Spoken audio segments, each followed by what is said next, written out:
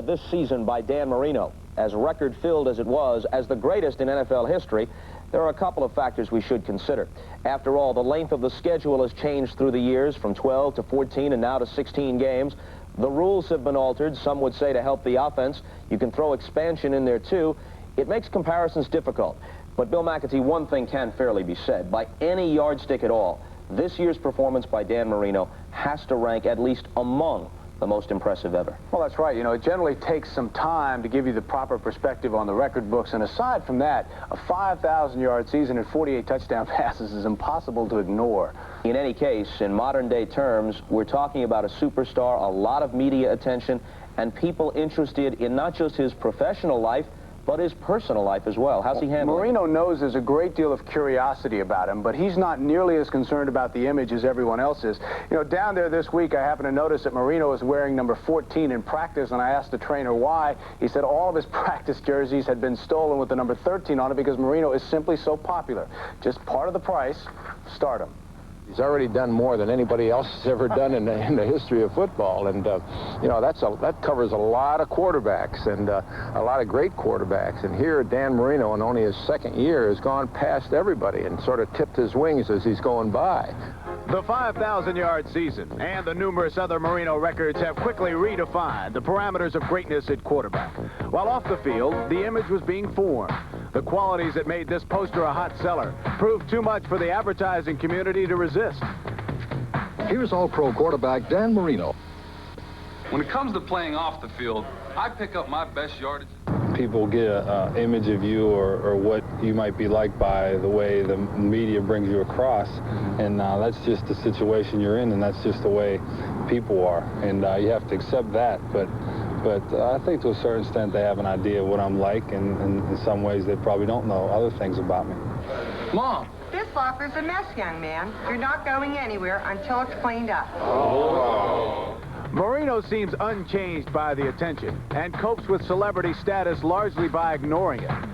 Breaking the single-season touchdown record, shared by Y.A. Tittle and George Blanda, assured Marino of a place among the NFL greats. But this year, comparisons with Tittle and Blanda have proven inadequate.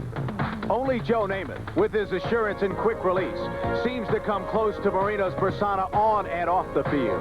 People can put you in any category they want, but you have to know what you are as an individual and what you want to do. And I don't know, I guess at times I was a playboy, I guess.